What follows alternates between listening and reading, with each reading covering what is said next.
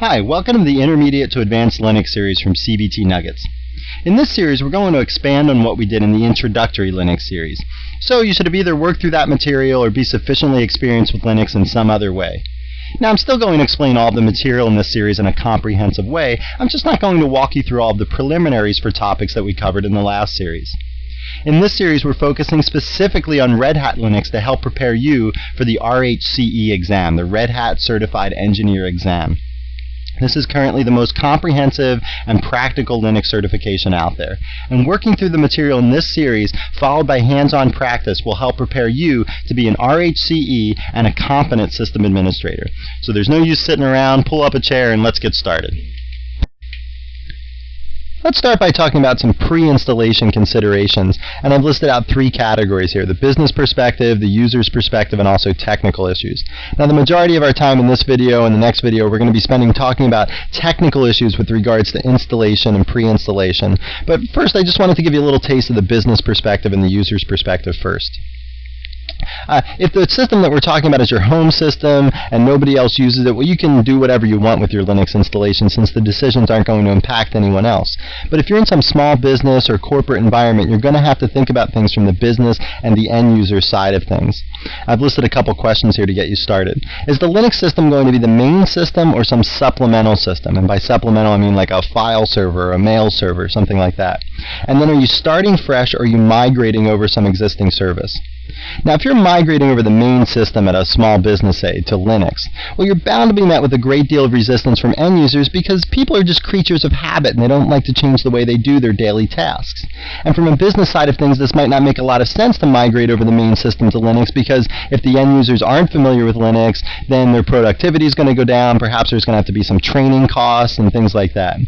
But whereas if you're migrating over, just say, the mail server for this small business, well, that might be a really good business decision because you're going to save on licensing fees. Maybe in your estimation the server is going to be more high performance, and so maybe you don't have to upgrade the hardware as often, those sorts of things.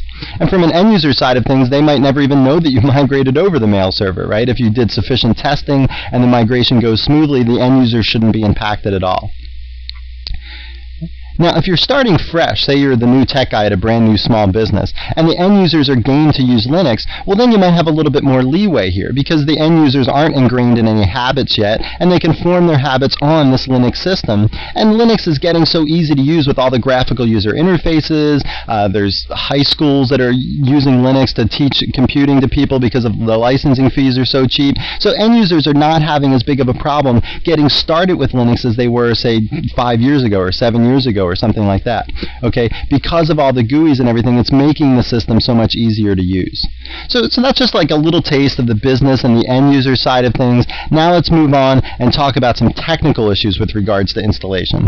Well, the first thing we're going to talk about are hardware constraints, like how much hardware do you need to run Linux, how much main memory, how much disk space, what kinds of hardware can you hook up to Linux, what's compatible and what's not compatible, how many devices can you hook up to your system. Now, that number of devices you can hook up is somewhat related to interrupt request ports depending on what kinds of devices we're talking about. And we're going to talk about these IRQ ports and the other communications channels in a typical Linux system. We'll talk about how to identify which devices are hooked up to which ports and why that's important.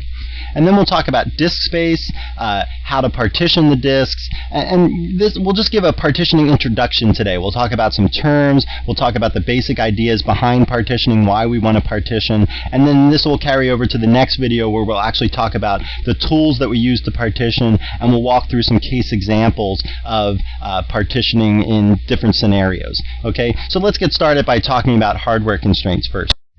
So how much RAM or main memory do you need to run Linux effectively? Well, it depends on a few issues. The first one is, are you running Linux at the command line, just a text-based interface? If that's all you want to do is run Linux in a text-based, with a text-based interface, all you need is 32 megabytes of main memory.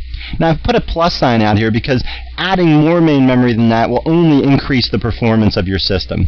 Okay, maybe just because you're running it at the command line doesn't mean you're not doing something that's intensive, right? Maybe you're running some intensive scientific calculations or something from the command line. Well, then having more than 32 megabytes of main memory will certainly increase the performance of that application. Now, if you're going to move on and talk about graphical mode, all the GUIs and X windows and all that sort of stuff, then you need, I think, at least 128 megabytes of RAM to run Linux effectively. I've seen different numbers published here. I've seen 64, 96, 256, saying that's the minimum for running Linux in graphical mode. You know, you can certainly run it in less than 128 if you feel like the graphics are sluggish, the system is sluggish, or the graphics are jittery or something like that. Then, you know, try increasing the amount of main memory and to make the problem go away. Okay. Now, for a server, how much memory do you need for that? Well, you know, that's really a big question mark. It really depends on how many people are going to log in to the server simultaneously and what applications are being offered on the server that they're using. Okay, so if this server is sitting out here and only like 2 people simultaneously ever log into it, you know, and the application that they're using is not very intensive, then maybe 256 megabytes is sufficient for that server. Okay, but if maybe the server is a database server and, you know, 20 people are going to log into this server simultaneously, then 256 megabytes of RAM would probably feel very, very insufficient. And you should probably increase that 4-fold or something like that, you know, for like this 20-person this server that's going to serve 20 people at a time, you know. Okay, so that's the kind of issue you have to think about with servers. How many people is it serving and what kinds of applications is it serving up? And then there's a question of how much main memory can you have in your system. What's the maximum amount of main memory that you can have?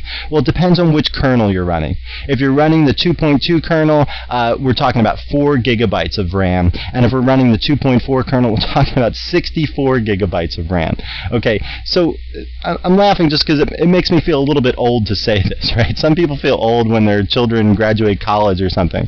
But I feel old when I say the 2.4 kernel can address 64 gigabytes of RAM, which is bigger than any hard disk that existed when I started out computing. Okay, so you know, this makes me feel a little old. But anyway, my problems aside, we'll talk about hard disk space.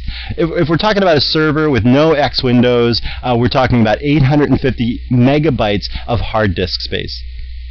For a basic workstation installation, there we're talking about all the GUIs, X windows, Office software, basic stuff like that. We're talking around 2 gigabytes of disk space. And if you're talking about the full installation with you know, web servers and Emacs and you know, every piece of software on the Red Hat installation CDs, then we're talking around 5 gigabytes of space. And these are the numbers here for Red Hat 9. Okay, and if you're talking about an earlier version of Red Hat 8.0 or 7.2 or something back then these numbers are only smaller for the older versions of Red Hat. So these are the maximums for hard disk space that you'll need for the newest version of Red Hat that's out there. Okay, so this gives you a little taste of how much main memory and hard disk space you're going to need to run Linux effectively on your system.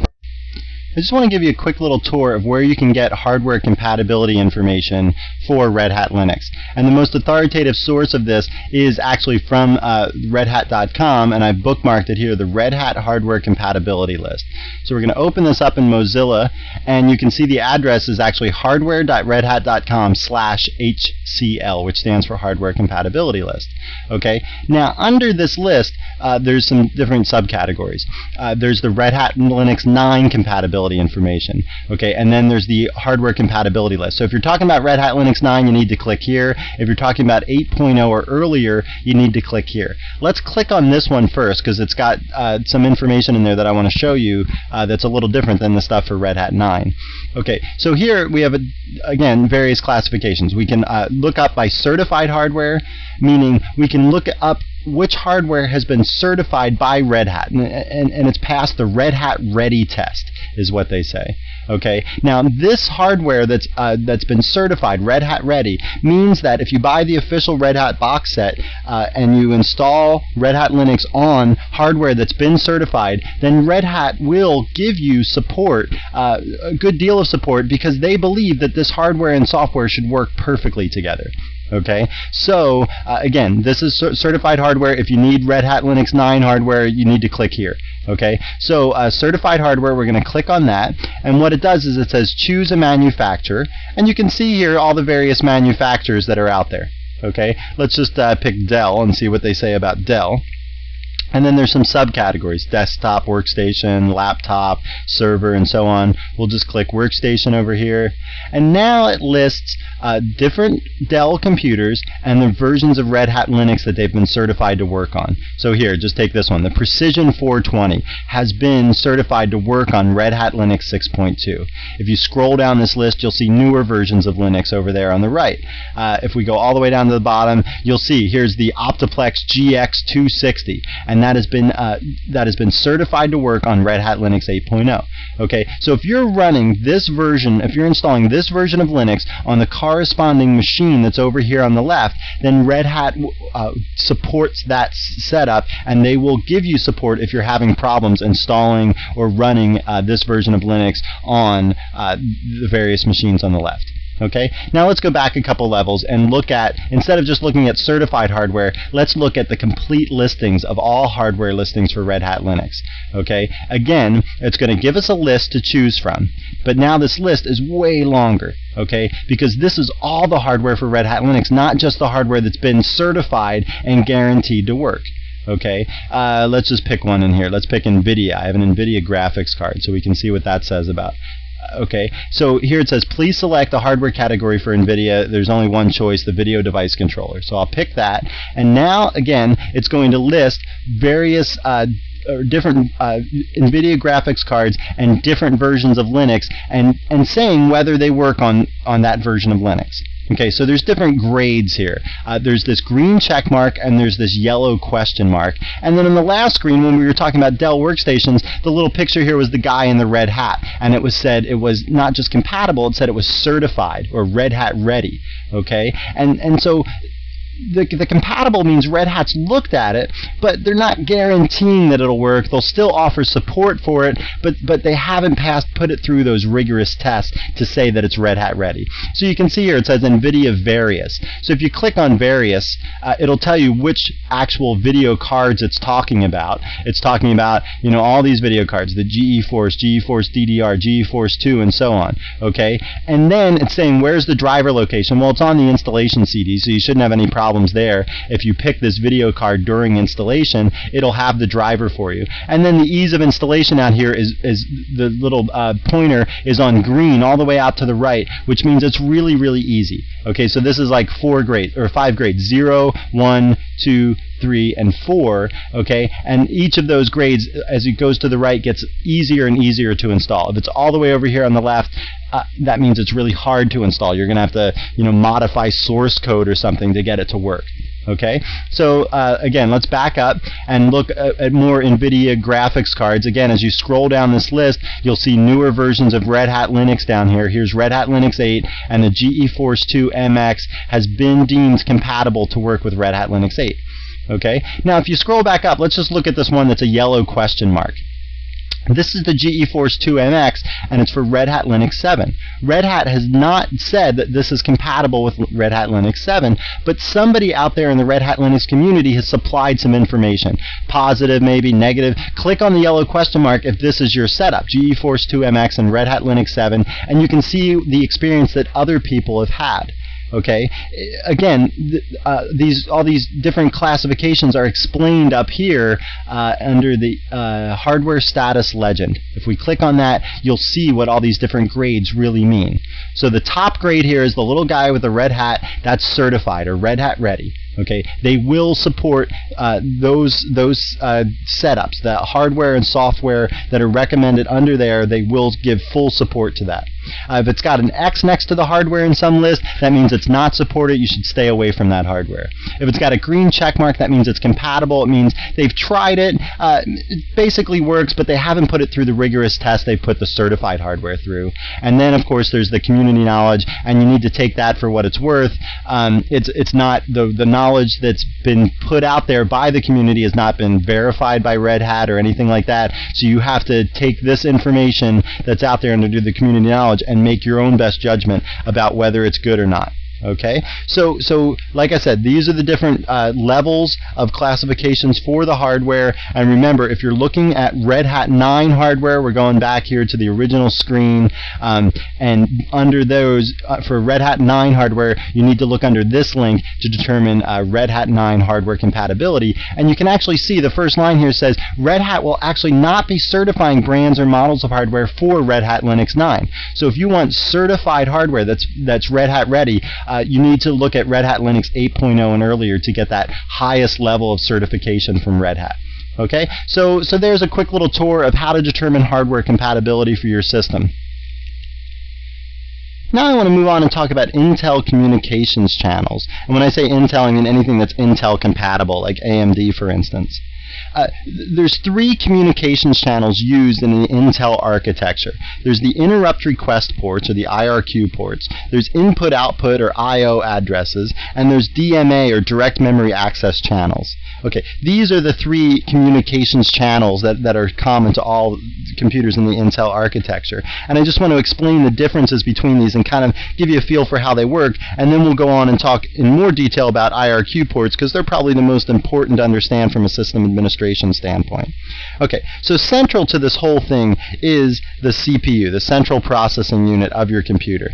And the CPU in an Intel architecture is interrupt driven, meaning that when some device external to the CPU, like a keyboard, wants to give information to the CPU, it generates an interrupt. And just like what it sounds, it interrupts the CPU. It says, hey, CPU, stop what you're doing and take this information that I'm trying to give you. Maybe the central processing unit is running a program that you executed, and on the keyboard you're hitting Control-C to abort that program. Okay, so when you hit Control-C on the keyboard, that generates an interrupt. The CPU looks at the interrupt, says Control-C, and then it aborts the process that was in the foreground when it received the Control-C. Okay, so that's basically how an interrupt works. Maybe the best way to explain it is what the alternative to an interrupt is, and that would be polling. Instead of the keyboard generating an interrupt and telling the CPU that it has something for it, the CPU could poll the keyboard every millisecond and say, keyboard, do you have anything for me? No, okay, I'm going to go on and do what I have to do. Hey, keyboard, do you have anything for me? No, okay, I'm going to go back and doing what I was doing. So polling requires the CPU to do all the work, which is bad because you want the CPU to be doing other stuff like running your programs, okay? And if the CPU has to poll all the various devices that are out here, a lot of its time is going to be bogged down polling, and that's why they went with this interrupt model where the devices interrupt the CPU to request a service, okay? So that's how interrupt request ports work, basically. All right, let's talk about input-output addresses. Say you've got a hard disk out here, okay, and down here is your memory. This is RAM. And then over here is a printer.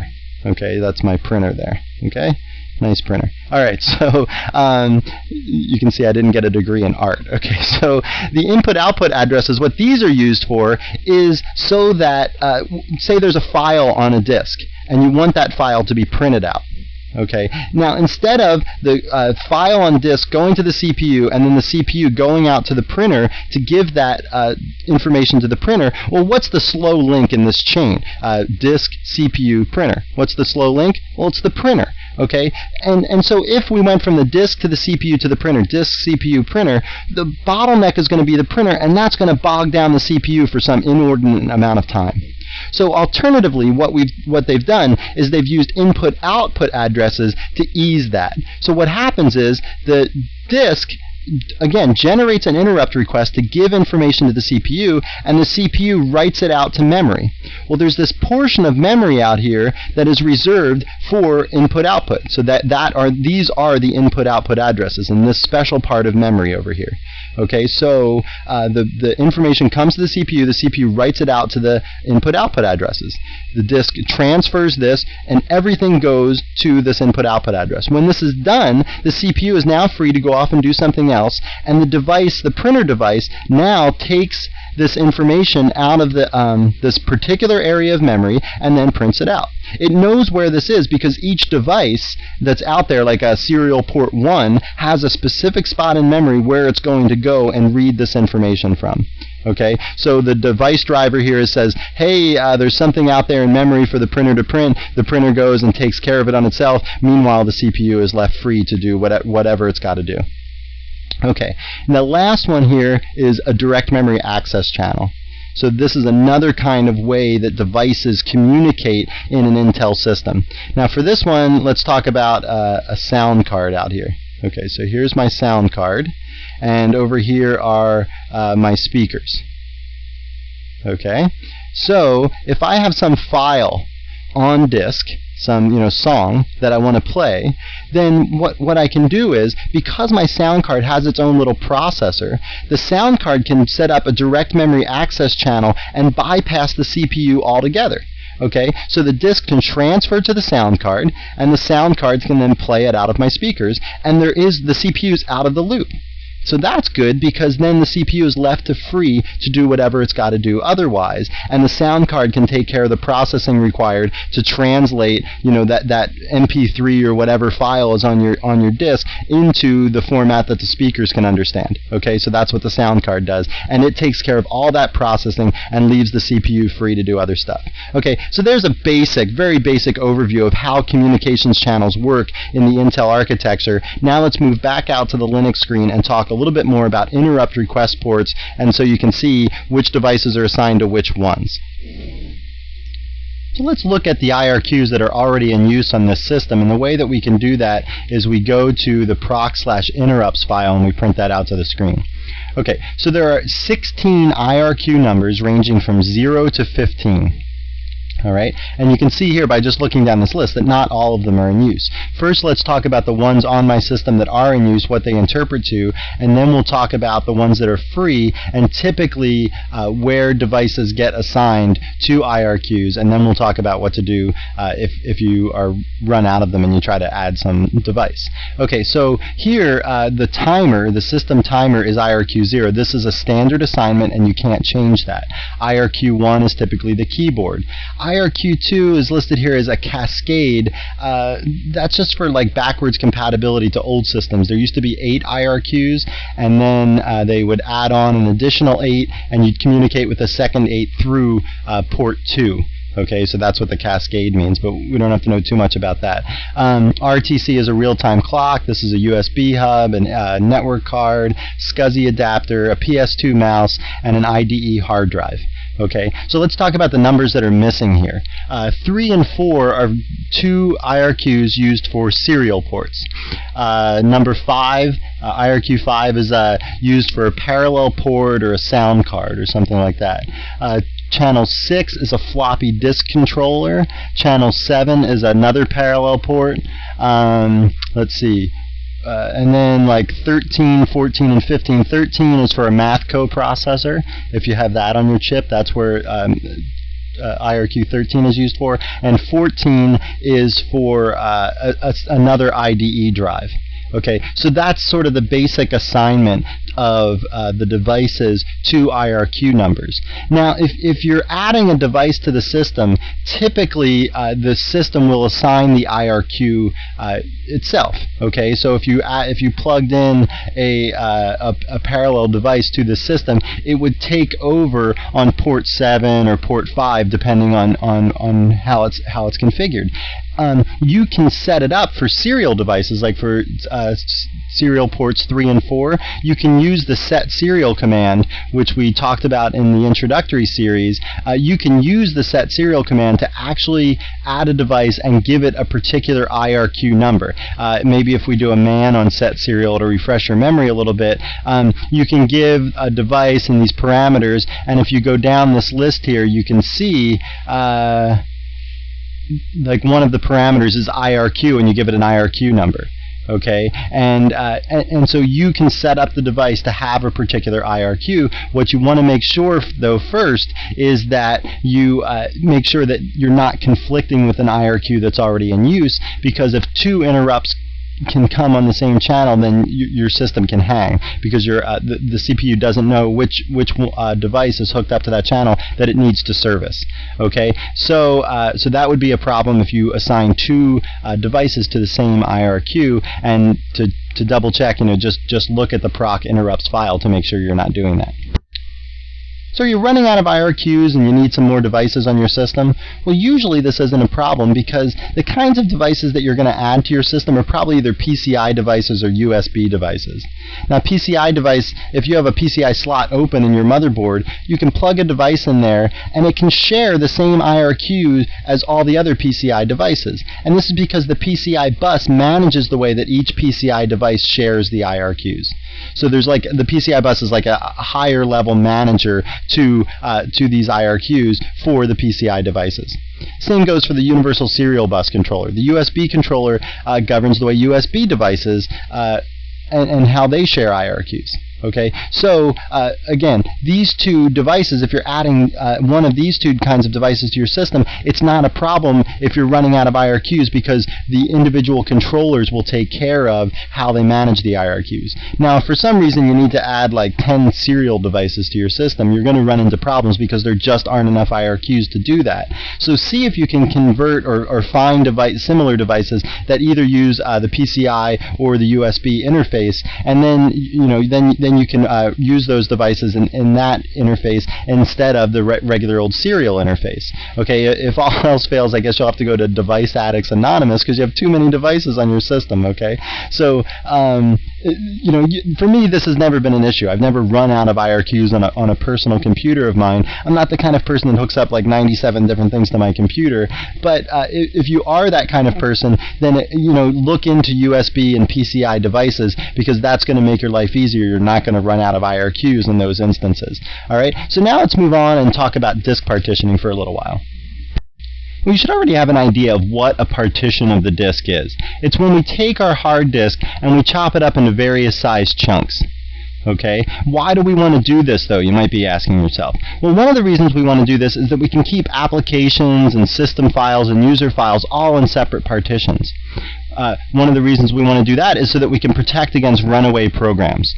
So say over here there's a user's program that they've written and the program's malfunctioning and the program writes to a file but it's malfunctioning, so the file just keeps getting bigger and bigger and bigger. The program doesn't ever stop. Okay, well what's going to happen is this program is going to end up writing to this file and the file is going to grow so big that it's going to fill up the entire user partition. Okay, now when it does that, it's not going to be able to make the file any bigger because the user doesn't have permission to write to these other partitions that are out here. And that's good because critical system stuff has to be able to write to log files and take care of things like that, and this runaway user program is not going to affect the critical operation of the system. Okay, another reason we like to partition is that the recovery time from corruption is reduced. So say some small part of the disk becomes corrupt right there. Well, what we have to do then is we only have to restore this partition, and the other 3 partitions we can leave alone. Okay, so by restoring just a smaller part of the disk, the recovery time is reduced. Another reason we like to partition is for improved security. If this is the applications partition here, well, we can make that partition read-only. Okay, there's no reason that anybody, including system programs, need to write to the applications partition, and so by making it read-only, we're adding an extra level of security to our system, so we know the applications aren't going to be tampered with. One of the things you want to be careful of, though, is over-partitioning. We don't want to end up chopping our disk up into 100 little tiny partitions, because what's going to end up happening is that it's too fine-grained of a division, and you're going to find out that a partition's going to fill up over here, and there's going to be lots of unused disk space in these other partitions, but we can't make this partition grow any larger. Repartitioning on the fly it's just not possible. Okay, so what we have to do is we have to add a new disk now to our system to have this partition sort of grow onto that other disk. Okay, so we don't want to chop it up so fine-grained that we wind up with lots of wasted disk space, but we want to have at least a few partitions so that we can keep the major parts of the system separate. Now let's move on and talk about some of the gory details relating to partitions. Alright, so let's talk about some definitions first. The first definition is a primary partition. Okay, what is a primary partition? Well, on your hard disk, there's what's called a partition table, and this partition table can keep track of 4 partitions, and those 4 partitions it keeps track of are what's called the primary partitions. Now, that doesn't mean that we're limited to 4 partitions on our disk. We can have more than 4 if we make one of these primary partitions what's called an extended partition. Now, this extended partition is a kind of primary partition, but what's different about it is that an extended partition can contain many what are called logical partitions. So there's our 3 definitions: primary, extended, and logical. Okay, so the way this would work is something like this. We would make, if we wanted more than 4 partitions on our system, we would make 3 primary partitions labeled here with P's. Then we would make 1 extended partition, this whole big chunk, and we would chop those extended partitions up into little logical partitions. Okay, so now we've got 6 partitions on our system, 3 primaries, 1 extended, and that extended contains 3 logical partitions.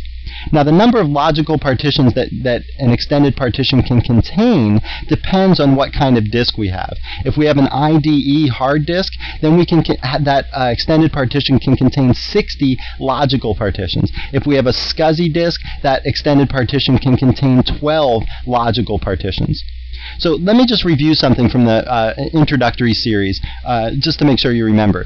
The labeling for IDE and SCSI disks is pretty standard in Linux. So IDE disks start with HD, and SCSI disks start with SD. Okay, this is true in every Linux system. The first IDE hard disk has a label A on the end of that. HDA is the first one, HDB is the second IDE disk, HDC is the third one, and SCSI disks are similar. SDA, BC are the first, second, and third disks respectively. After the first 3 letters, there's a number representing the partition number. So HDA1 would be the first partition on the first IDE disk. HDA2 would be the second partition on the first IDE disk. Okay, again, the same for SCSI disks. So up here, the numbering for this scheme would be this one would be 1, say this one's 2, this one's partition 3. The extended partition would be partition 4, and then the logical partitions inside would be 5, 6, and 7. Okay, now partition 4, you can't really write data to partition 4. Partition 4 is this extended partition that just keeps track of these logical partitions inside of it. So you could never write data to like HDA4, for instance, in this example, because HDA4 isn't really a partition. It's just an extended partition that holds these logical partitions. Okay, and here's another thing to note, is that logical partitions will always, the first logical partition will always be numbered 5. Now that seems to make perfect sense, right? 3 primary partitions, the extended partition is 4, and so sure, the first logical partition is number 5. However, it's always going to be labeled 5, even in this scenario over here. Okay, so say I do this. Say I make a primary partition, I make another primary partition, and then say I make the rest an extended partition, and I stick 4 partitions in there. So this disk has 6 partitions, just like this disk has 6 partitions. Okay, now over here though, the numbering is going to be like this: 1, 2, 3 for the extended partition, and then 5, 6, 7, 8. So there's no partition 4. And there's no real problem with that. Some people do find that a little bit confusing, but this can lead to problems later, so don't do this. If you need more than 4 partitions on your system, follow this scheme over here of where you label it 3 primary partitions, 1 extended partition, then however many logical partitions you need inside of that. And remember, the number of logical partitions you can stick inside there depends on what kind of disk you have. If you have an IDE disk, you can have a total of 63 partitions on your disk, and for SCSI disks, we have a total of 15 total partitions, and here I've listed out the labels for the logical partitions on each of these disks. Alright, well, it's time to wrap up our first video. We talked about hardware requirements, like how much RAM and disk space we need to run Linux. We talked about hardware compatibility and how to use the Red Hat hardware compatibility list on the website. We talked about communications channels and IRQ ports and direct memory access and that sort of stuff. And then we started our discussion of disk partitions, and this is going to continue on into the next video. In that video, we'll talk about the tools that we use to partition disks, and we'll walk through a couple case examples of what a good partitioning scheme might be. Alright, well, I hope you found this nugget informative, and thanks for viewing.